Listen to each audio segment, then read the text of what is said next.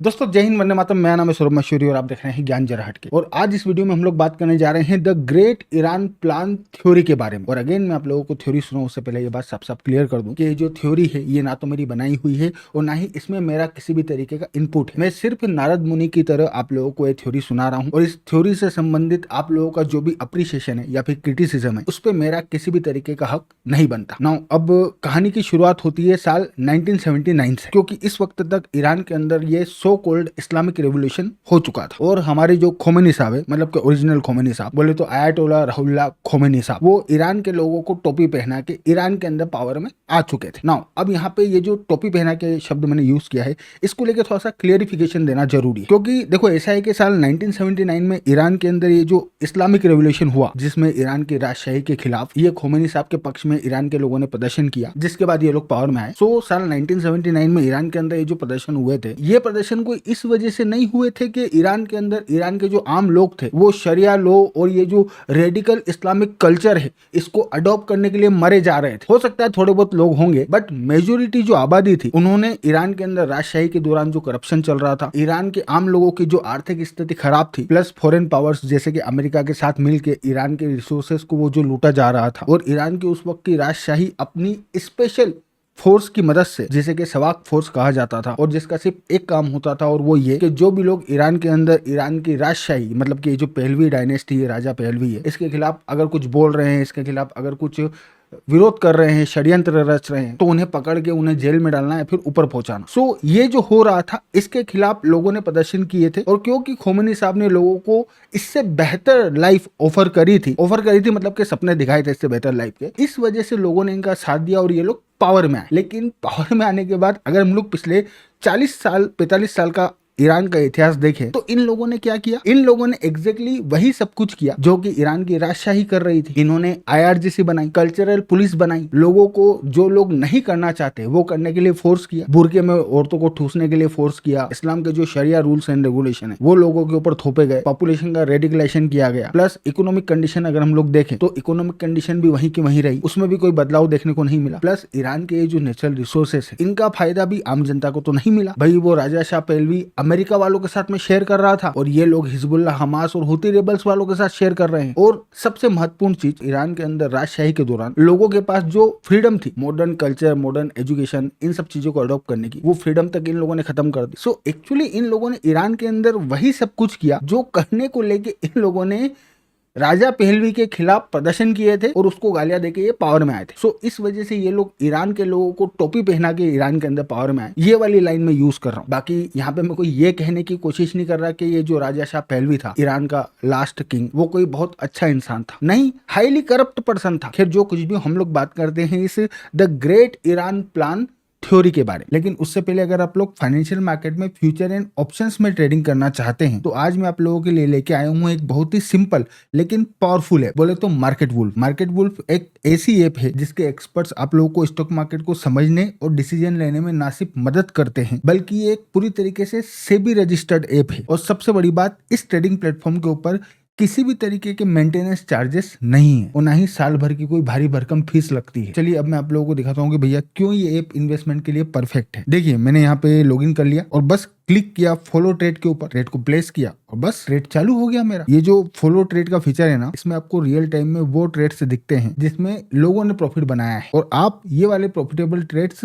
सिर्फ एक टैब में ट्रेड कर सकते हैं। और हाँ भैया, जिनको डर लगता है कि कहीं अपना बहुत बड़ा नुकसान ना हो जाए तो टेंशन लेने की कोई बात नहीं, उसका भी सोल्यूशन है। इनका इनबिल्ड स्टॉप लॉस फीचर, मतलब जैसे ही लॉस का एक लेवल तक पहुंचता है ये खुद स्टॉप लॉस लगा देता है ताकि आपको ज्यादा नुकसान ना हो। देखिए प्रॉफिट ट्रेड के हिसाब से मूव कर रहा है, मैंने स्टॉप ट्रेड के ऊपर क्लिक किया और बस 1971 रुपए का प्रॉफिट बुक हो गया। ये जो मार्केट वुल्फ ऐप है ये आपको पूरी तरीके से ट्रेडिंग में हेल्प करता है। प्लस इन लोगों की सेबी रजिस्टर्ड एनालिस्ट की एक पूरी की पूरी डेडिकेटेड टीम भी है जो आपको हर रोज फ्री में ट्रेडिंग आइडियाज देती है। ये देखिए इनके यूजर ने अभी एक ही दिन में 15,239 रुपए, एक महीने में 7,468 रुपए और पूरे साल में 5,03,940 रुपए का प्रॉफिट बुक किया है। और हाँ, इस प्रॉफिट में मार्केट वुल्फ ऐप का किसी भी तरीके का कमीशन नहीं है। इस पूरी फैसिलिटी को आप मात्र 99 रुपए की लाइफ टाइम फी में यूज कर सकते हैं, सुबह 9 बजे से रात को 12 बजे तक। मार्केट वुल्फ ऐप के अब तक 2 मिलियन से भी ज्यादा डाउनलोड हो चुके हैं और इस ऐप को यूज करके हिंदुस्तान में लोग अपना फाइनेंशियल फ्यूचर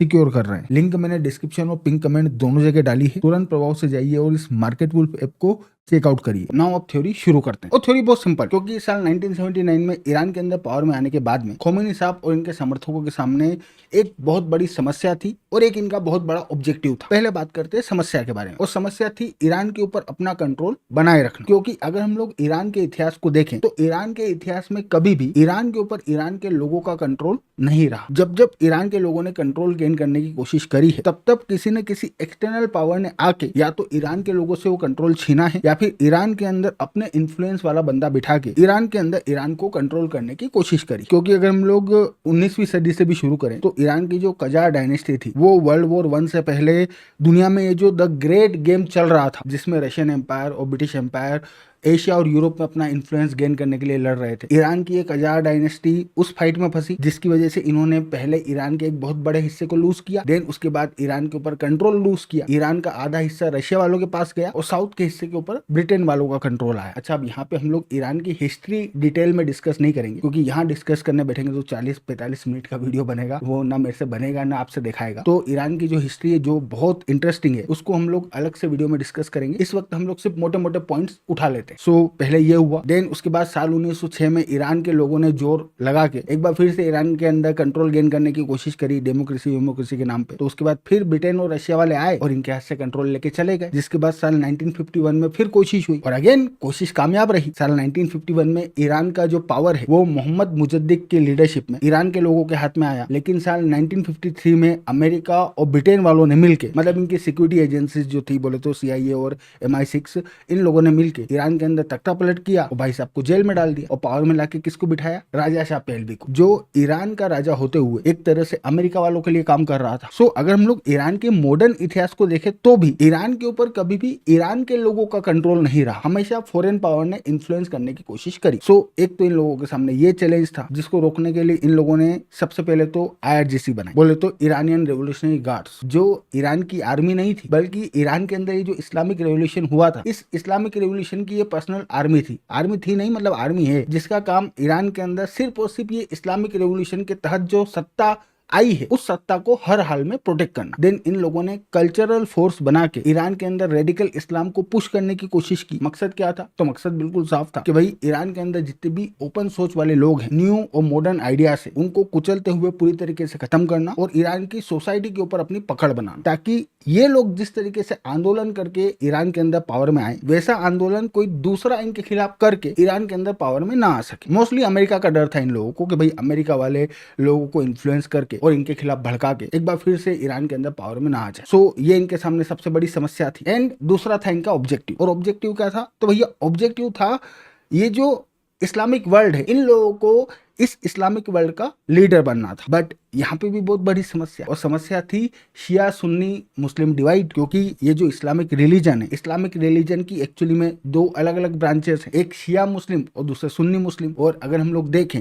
तो दुनिया के अंदर जो मेजोरिटी मुस्लिम्स हैं, अप्रोक्सीमेटली 90% जो मुस्लिम्स हैं वो सुन्नी मुस्लिम्स हैं। और ईरान जो है एक शिया मुस्लिम मेजोरिटी कंट्री है। तो आप भले ही अपने देश के अंदर मेजोरिटी में हो, लेकिन ये जो इस्लामिक वर्ल्ड है इसमें आप मेजोरिटी में नहीं हो। तो अब जब आप मेजोरिटी में नहीं हो तो फिर आप ये इस्लामिक वर्ल्ड की लीडरशिप को कैसे हासिल करोगे? प्लस ये जो सुन्नी मुस्लिम मेजोरिटी है ये आपसे नफरत अलग करती है, ये आपको मुस्लिम अलग नहीं मानती, तो अब आप इनका नेता कैसे बनोगे? सो ये वाली इनकी जो समस्या थी, इस समस्या का एकमात्र समाधान इनके पास था और वो था इजराइल। क्योंकि भैया मुस्लिम वर्ल्ड में भले कितना ही डिवाइड हो, लेकिन ये जो इजराइल वाला मुद्दा है, इस इजराइल वाले मुद्दे पे ये मुस्लिम वर्ल्ड यूनाइटेड है। सो इन लोगों ने सोचा कि भैया ये जो इजराइल वाला मैटर है, अगर अपन इसमें कूद जाते हैं, अगर अपन इसकी लीडरशिप ले लेते हैं, प्लस मोस्ट इंपोर्टेंटली अगर अपन इस विवाद को पैलेस्टाइन के लोगों के फेवर में सुलझा देते हैं, सुलझाने में कामयाब हो जाते हैं, तो अपने से बड़ा हीरो मुस्लिम वर्ल्ड में कोई नहीं।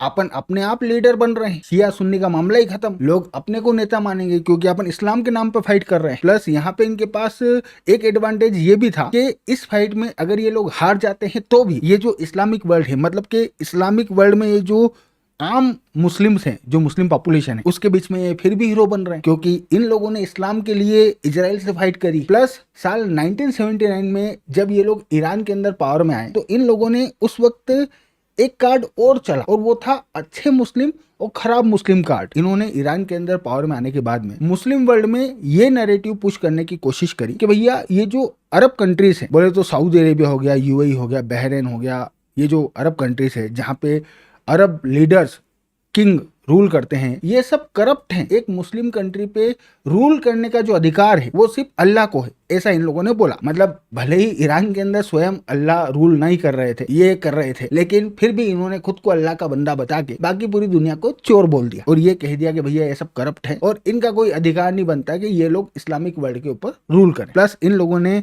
पिछले 40 सालों में इस्लामिक वर्ल्ड में ये नैरेटिव भी सेल आउट करने की कोशिश करी है कि भैया ये जो अरब कंट्रीज है, ये कंट्रीज भले ही पैलेस्टाइन के लोगों के साथ खड़े होने का दावा करती हो, लेकिन असल में इन कंट्रीज के जो लीडर्स हैं ये लोग अमेरिका वालों के मित्र हैं और ये लोग इनडायरेक्टली इजराइल को सपोर्ट करते हैं या फिर इजराइल के अगेंस्ट में ये लोग किसी भी सूरत में नहीं जाने वाले। अच्छा, वैसे ये वाला जो नैरेटिव इन लोगों ने बेचा है, ये नैरेटिव भी अच्छे से बिका है। आज भी आप कहीं जाने की जरूरत नहीं, आपके अपने शहर में जो भी आपके मुस्लिम मित्र हैं, मुस्लिम एरिया है, आप भले उनमें से किसी से भी जाके पूछ लेना कि भाई ये जो हो रहा है इस वक्त मिडिल ईस्ट में, जिसमें ईरान अरब कंट्रीज के ऊपर मिसाइल्स और ड्रोन्स फायर कर रहा है, इसको लेके आपका क्या ओपिनियन है। तो आप लोगों को मोस्टली दो ही आंसर मिलेंगे। पहला तो आपको वो ये समझाने की कोशिश करेगा कि ये सब यहूदियों की साजिश है और इजराइल वाले ही असल में वो लोग हैं जो कि एक बहुत षड्यंत्र के तहत बड़ी चालाकी से ये रॉकेट्स और ये जो ड्रोन्स हैं ये इन अरब कंट्रीज के ऊपर फायर कर रहे हैं। अब ये खबर कहाँ से आ रही है, क्या सोर्स है, तो इसका एक्सप्लेनेशन तो अपन क्या ही बोले। सो एक तो आपको ये बात सुनने को मिलेगी, एंड सेकंड आप लोगों को वो लोग मिलेंगे जो ये मानते हैं कि हाँ वाकई में ईरान वाले फायर कर रहे हैं, लेकिन वो आपको खुश नजर आएंगे क्योंकि उन्हें लगता है कि ये जो यूएई वाले हैं, बहरीन वाले हैं, ये जो सऊदी अरेबिया वाले हैं, ये लोग असल में इजराइल के साथ में मित्रता करना चाह रहे हैं और इजराइल के साथ में मित्रता करके ये लोग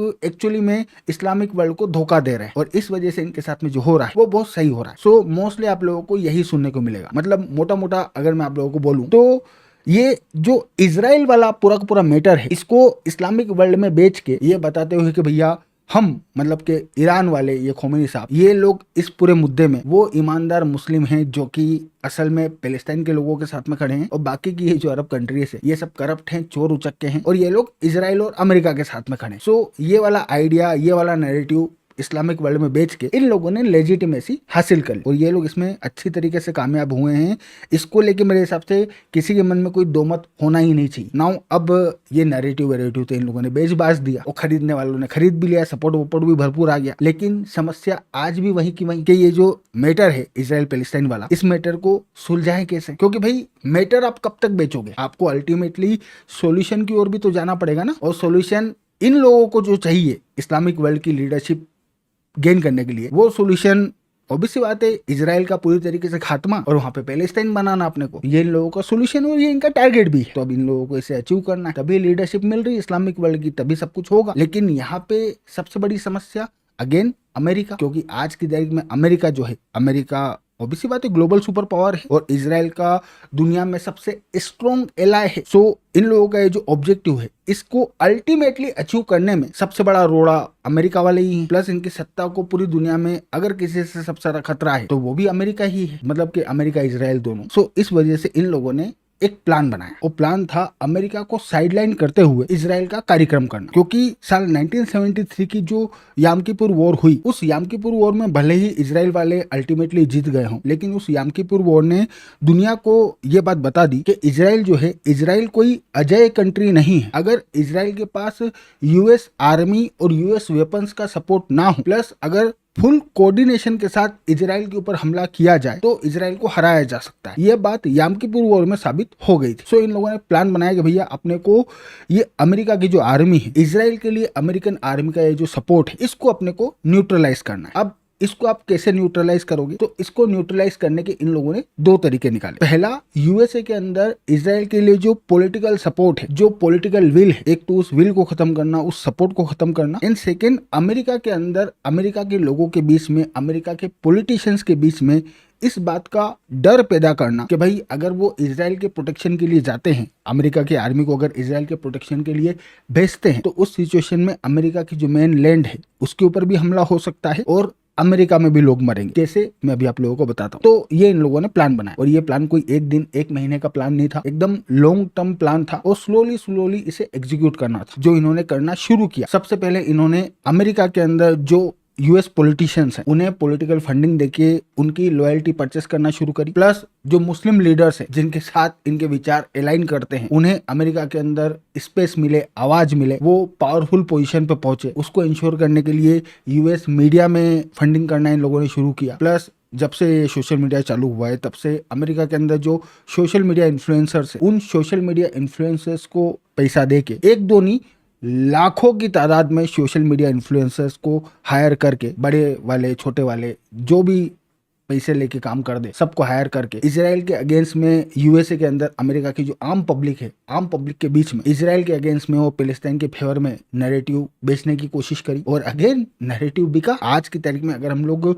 अमेरिका की जो आम पब्लिक है, आम पब्लिक छोड़ो, अमेरिका की जो सेलिब्रिटीज है, अगर हम लोग सेलिब्रिटीज को भी देखें तो उनके बीच में भी जहां एक समय तक इजराइल को लेके ओपन सपोर्ट हुआ करता था, आज इजराइल को लेके डाउट चल रहे हैं। फ्री पैलेस्टाइन फलाना ढिमकाना, ईरान वालों ने सब बेचा और वहां पे लोगों ने खरीद भी लिया है। प्लस अब क्योंकि जनता के बीच में फ्री पैलेस्टाइन और ये सब सपोर्ट है, इस वजह से अमेरिका के अंदर जो मुस्लिम लीडर्स है जिनके थॉट्स ईरान वालों के साथ में अलाइन करते हैं उनके पास भी सपोर्ट आने लगा, वो भी अच्छी पोजीशन पे पहुंचने लगे। और जब ये लोग अच्छी पोजीशन पे पहुंचने लगे तो इन लोगों ने और ज्यादा एंटी इजराइल और प्रो पैलेस्टाइन नैरेटिव पुश करना शुरू किया, स्पेशली यूएस पॉलिटिक्स में। और यूएसए में ये जो डेमोक्रेटिक पार्टी है, डेमोक्रेटिक पार्टी में तो इन लोगों ने बहुत अच्छे से सेंध मारी और अच्छे खासे लेवल पे पॉलिटिकल और पब्लिक के बीच में सपोर्ट ना सिर्फ गेन किया बल्कि इजराइल के खिलाफ हेट्रेड ना भी हो तो अमेरिका की पब्लिक के बीच में इजराइल को लेके वो जो ओपन सपोर्ट था, पॉलिटिशियंस के बीच में वो जो सपोर्ट था, उस सपोर्ट के ऊपर क्वेश्चन मार्क तो लगा ही दिया। आज की तारीख में एक बहुत बड़ा तबका है अमेरिका के अंदर जो इजराइल को ओपन सपोर्ट नहीं करता, इनफैक्ट पैलेस्टाइन को ये लोग ओपन सपोर्ट करते हैं। जो मुस्लिम इन्फ्लुएंसर्स है अमेरिका के अंदर उनके माध्यम से इन लोगों ने नैरेटिव पुश करने की कोशिश करी। प्लस साथ ही साथ ये जो अल जजीरा चैनल है, अल जजीरा चैनल के माध्यम से भी इन लोगों ने ये वाला नैरेटिव पुश करने की कोशिश करी। वेस्टर्न मीडिया पर्सन को अल जजीरा में बिठा के अमेरिकन और ब्रिटिश एक्सेंट में इन लोगों ने एंटी इजराइल और प्रो पैलेस्टाइन कंटेंट जो है वो वेस्टर्न ऑडियंस को बेचा। प्लस ये जो अल जजीरा है, अल जजीरा का यूज तो इन लोगों ने ये जो अरब कंट्रीज है, अरब कंट्रीज में भी अपना इन्फ्लुएंस गेन करने के लिए यूज किया, लेकिन इसके बारे में कभी और बात करेंगे। तो ये इन लोगों ने किया और ये प्लान इनका 100% वर्क करा, जिसका सीधा सीधा इफेक्ट हम लोगों को सबसे पहले ओबामा के शासनकाल में देखने को मिला, क्योंकि मिडिल ईस्ट को लेके ओबामा के शासनकाल में यूएस पॉलिसी में एक बहुत बड़ा बदलाव आया, जहां इजराइल को प्रायोरिटी देने के बजाय जो दूसरी अरब कंट्रीज है उनको प्रायोरिटी दी गई। और उसमें भी ये जो रेडिकल मुस्लिम तबका है जो एंटी इजराइल है उसे अमेरिका की ओर से सपोर्ट नहीं दिया गया, लेकिन रोका भी नहीं गया। और इसी का नतीजा था कि हम लोगों को अरब स्प्रिंग के दौरान इजिप्ट के अंदर तख्ता पलट देखने को मिला और मुस्लिम ब्रदरहुड वहां पे पावर में आया। देन वो तो इजराइल वालों की किस्मत अच्छी थी कि डोनाल्ड ट्रंप अमेरिका के अंदर राष्ट्रपति बने और इन्होंने इजिप्ट के अंदर एक बार फिर से तख्ता पलट करके मुस्लिम ब्रदरहुड की लंका लगा दी। बट डोनाल्ड ट्रंप के जाने के बाद में जब जो बाइडेन अमेरिका के राष्ट्रपति बने और जो बाइडेन के अमेरिका का राष्ट्रपति बनने के बाद अल अस्का मॉस्को को लेके जब इजराइल और पैलेस्टाइन के लोगों के बीच में विवाद हुआ और जब हमास की ओर से इजराइल के ऊपर रॉकेट्स फायर किए गए और जब उसका जवाब देने के लिए इजराइल की आर्मी की ओर से गाजा के अंदर बमबारी शुरू की गई एयरफोर्स की ओर से, तो जो बाइडेन ने उस वक्त इजराइल का सपोर्ट नहीं किया। इनफैक्ट अमेरिका की ओर से इजराइल के ऊपर इस बात का दबाव डाला गया कि इजराइल जो है वो अपने पांव पीछे हटाए। सो ईरान वालों का अमेरिका के अंदर इजराइल को लेके जो सपोर्ट था पॉलिटिशियंस के बीच में, आम जनता के बीच में, सपोर्ट को तोड़ने का जो प्लान था वो प्लान तो इनका काम कर गया। अब अमेरिका के अंदर इजराइल जितना भले ही इन्फ्लुएंस आज की तारीख में भी इनका ना हो, लेकिन इन्फ्लुएंस तो है और जिस रफ्तार से ये लोग आगे बढ़ रहे थे आगे चल के ये इन्फ्लुएंस और ज्यादा तगड़ा हो जाता। सो ये वाला तो इन लोगों का सक्सेसफुली एग्जीक्यूट हो गया। देन अगला पॉइंट, अमेरिका के लोगों के बीच में, अमेरिका के पॉलिटिशियंस के बीच में इस बात का डर पैदा करना कि अगर वो अमेरिका की आर्मी को इजराइल के सपोर्ट में भेजते हैं, डिप्लॉय करते हैं, तो उस सिचुएशन में अमेरिका के अंदर अमेरिका की जमीन पे भी हमले होंगे और अमेरिका के अंदर भी लोग मरेंगे। अब ये आप कैसे करोगे? तो ये करने के लिए जब ये लोग ये इन्फ्लुएंस वाला प्लान एग्जीक्यूट कर रहे थे उसके पैरेलल इन्होंने साउथ अमेरिका की जो कंट्रीज है जैसे कि वेनेजुएला वाले हो गए और क्यूबा वाले हो गए, इन कंट्रीज के साथ में इन लोगों ने डील करना शुरू किया। इन कंट्रीज के साथ इन्होंने रिलेशन बिल्डअप की और रिलेशन इस लेवल तक बिल्डअप कर लिए कि वेनेजुएला और क्यूबा दोनों ही कंट्रीज ने हिजबुल्लाह वालों को अपने यहाँ ऑपरेट करने की परमिशन दे दी। वेनेजुएला और क्यूबा के अंदर हिजबुल्लाह की ट्रेनिंग फैसिलिटीज ओपन हो गई और लिटरली किसी को इस बात की खबर तक नहीं, सारा काम सुमड़ी में हुआ। सो वहां पे इन लोगों ने ट्रेनिंग फैसिलिटीज ओपन कर दी और ये सब करने के पीछे इन लोगों का प्लान ये था कि जिस तरीके से इन लोगों ने लेबनान के अंदर हिजबुल्लाह को मजबूत किया है, ठीक उसी तरीके से ये लोग क्यूबा और वेनेजुएला के अंदर भी हिजबुल्लाह वालों को मजबूत कर देंगे इन द सेंस के लेबनान और क्यूबा के अंदर हिजबुल्लाह वाले कब्जा नहीं कर लेंगे, बट जो एरिया इन लोगों को अलॉट हुआ है, वेनेजुएला के अंदर भी एक टापू इन लोगों को अलॉट किया गया और क्यूबा के अंदर भी एक टापू इन लोगों को अलॉट किया गया। उस एरिया में ये लोग